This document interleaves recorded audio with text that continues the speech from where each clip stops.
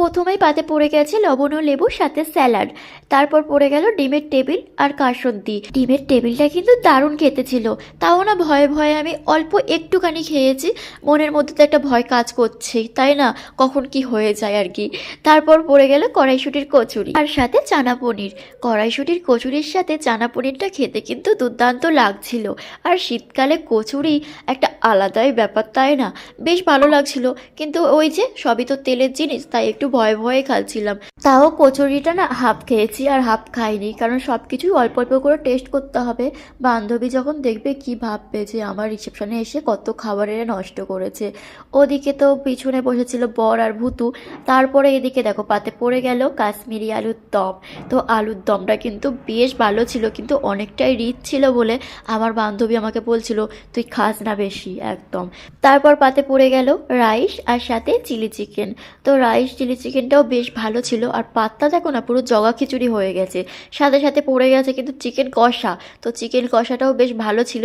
এইদিকে দেখো দুজন মিলে চিকেন কষা খাচ্ছি কেমনভাবে, দেখতে পেয়েছো। খেয়েছি কিন্তু জমিয়ে, অনেকটা ভয়ে ভয়ে হলেও। তারপরে চলে এলো ফুড চাটনি, আর পাতের অবস্থা দেখো খালি, আমাদের সাথে পাঁপড়ও কিন্তু এসে গিয়েছে। তো সন্দেশটা আর নিইনি, কারণ একদমই মিষ্টি খেতে আর ইচ্ছা করছিল না। আর এই ছিল আমার বান্ধবীর রিসেপশনের মেনু। কেমন লাগলো অবশ্যই কমেন্ট করে জানিও।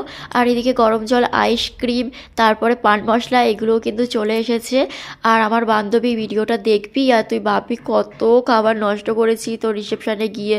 কি করব বল, খেতে পারছিলাম না, তুই তো সবই জানিস, কিছু করার নেই।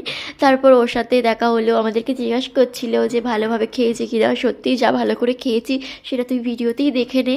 তারপর ওকে বললাম চল তাহলে আমরা এখন একটা ভিডিও বানিয়ে নিই দুজন মিলে। সরি, দুজন মিলে না, তিনজন মিলে কটা ভিডিও বানিয়ে নিলাম, কারণ ওকে এই তাহলে একটু ফাঁকা পেয়ে গিয়েছিলাম। আর ওই দেখো ভূতু ওখানে বসে বসে আইসক্রিম খাচ্ছে। ও তো দিদিমণির মানে সেখানে এসে একদম পুরো ভয়ে জুজু হয়ে গেছে। তারপর এই জায়গাটা আমরা একটু ফাঁকা পেয়ে গেলাম, একটু ফটো না তুললে হয়। আমার বরকে তো যতই যেভাবে পরিস্থিতি বলি না কেন, ও তো সেই টাল মার্কা কোনো দিনই দিতে পারবে না। তারপর এদিকে বান্ধবীও এবার খেতে যাবে, ওর বাবা তাই বলছিল খেয়ে নিতে। তো যাই হোক, ওরাও এবার খেতে যাবে আর আমরাও এবার চলে যাওয়ার পালা। কি করব বলো, সবারই শরীর একটু একটু খারাপ ছিল। তারপরেও দেখি হাফ লোক চলে গিয়েছে। আমাদের এদিকে ভিডিও বানানো শেষ হয় না এখনও, কিশোরী কিশোরী গানের ভিডিও হচ্ছে আমাদের। এদিকে বান্ধবীর বর তো খেতে বসে পড়েছে। তো এর আগে ভিডিওটা আমি করতে গিয়ে জানো তো ভিডিওটা অনই করতে ভুলে গিয়েছিলাম, অনেক